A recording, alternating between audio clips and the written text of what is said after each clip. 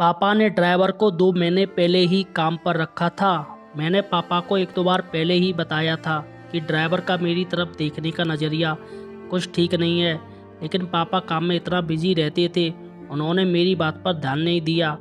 मगर पापा का इस पर ध्यान ना देना मेरी और उनकी ज़िंदगी में बहुत तूफान लाने वाला था।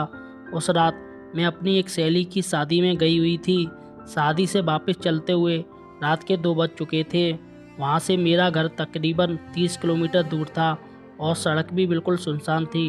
ड्राइवर बहुत बुरी नज़रों से कभी मुझे गाड़ी के शीशे से देख रहा था और कभी पीछे मुड़कर मेरी छाती की तरफ देख देख कर तरह तरह के चेहरे बना रहा था।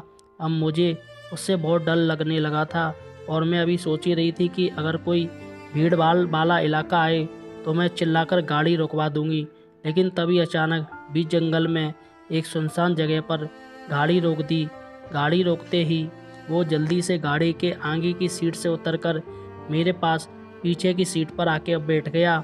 इससे पहले कि मैं कुछ कर पाती, उसने मेरी छाती की तरफ देखते हुए कहा, मैम साहब, अगर आप प्यार से सब कुछ करने दोगे तो मैं कुछ नहीं कहूँगा, वरना मुझे ज़बरदस्ती करनी पड़ेगी।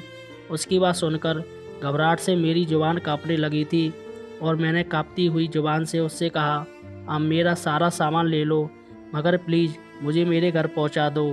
तभी अचानक उसने सीधा मेरी छाती पर हाथ फेरते हुए कहा, मैम साहब, मुझे आपका सामान नहीं चाहिए, बल्कि कुछ और चाहिए। आप बहुत ही खूबसूरत हो।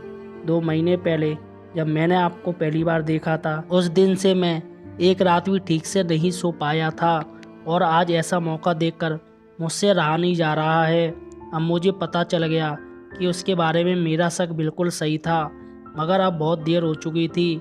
वो बहुत जवान और ताकतवर था और मुझे पता था कि मैं उसका मुकाबला नहीं कर सकती, और अगर बीच जंगल में मैं चिल्लाती भी हूँ तो मेरी आवाज़ सुनने वाला वहाँ पर कोई नहीं था। इसलिए मैं उससे रोते हुए मुझे घर ले जाने के लिए हाथ जोड़ने लगी। तब उसने मुझे किसी खिलौने की तरह उठाया और अपनी गोद में बैठा लिया और मुझे ऐसे ही कपड़ों में ओठों से लेकर छाती तक चूमना शुरू कर दिया।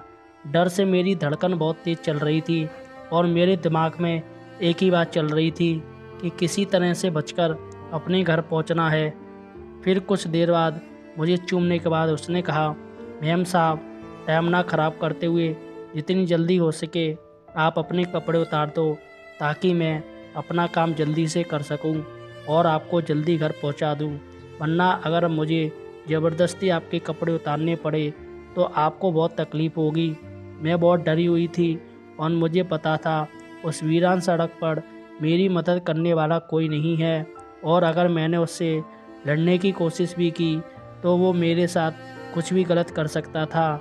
इसलिए तब लाचार हालत में मैंने अपने कपड़े उतार दिए। फिर जैसे ही उसने मुझे बिना कपड़ों के देखा तो वो तो जैसे पागल हो गया।